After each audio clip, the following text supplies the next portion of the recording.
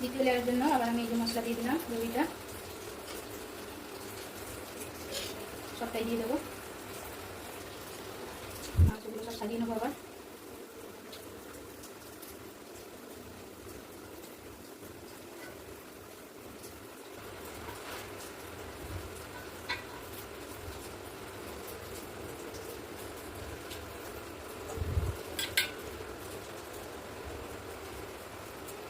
এবার আলুগুলো দিয়ে দেবো।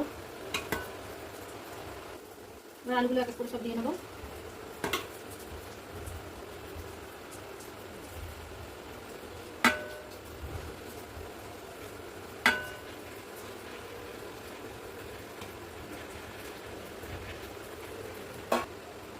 এবার লবণ দিয়ে নিচ্ছি অল্প করে। এবার দেবো চিনি। এবার দেবো 2 ঢাকনা গোলাপ জল, 2 ঢাকনা কেওড়া জল,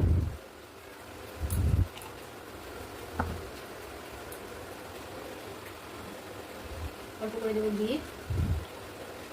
দেবো বিরিয়ানি মশলা, গুঁড়ো মশলা,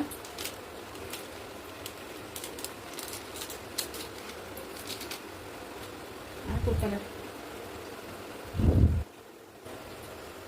দেখুন আমার সেকেন্ড লেয়ার তো কমপ্লিট হয়ে গেছে। এবারে আমি লাস্ট লেয়ারটা করে নিচ্ছি। ভাতগুলো আবার আমি ঢেলে নেবো সব। ভাতগুলো আমি আবার ছড়িয়ে নেবো এইভাবে। এগুলো অল্প করে লবণ দিয়ে দিলাম, চিনি ছড়িয়ে দিলাম, গোলাপ জল, কেওড়া জল, ঘি,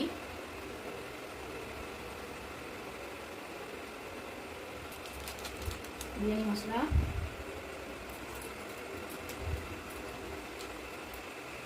ফুড কালার,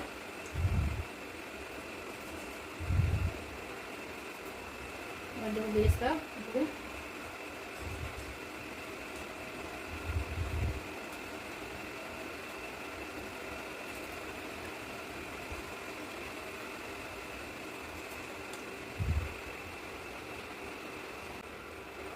হাঁড়ির উপরে আটাটা আমি এইভাবে দিয়ে সিল করে নেব। দেখুন এইভাবে আমি আটাটা লাগিয়ে নিয়েছি। এবারে আমি ঢাকনা দিয়ে পুরো সিল করে নেব। দেখুন সিল করে আমি হাঁড়িটা এবারে দমে বসিয়ে দিলাম। ঝিমে আছে, একদম স্টিম আছে। এটাকে আমি ঘন্টা খানেকের জন্য রেখে দেবো স্টিম হওয়ার জন্য।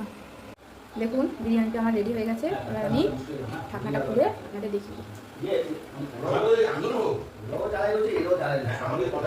চিকেন বিরিয়ানির রেসিপিটা আপনাদের কেমন লাগলো অবশ্যই আমাকে কমেন্ট করে জানাবেন, আর লাইক শেয়ার করবেন। দেখুন এই যে আমার বিরিয়ানি রেডি। দেখুন কেমন হয়েছে।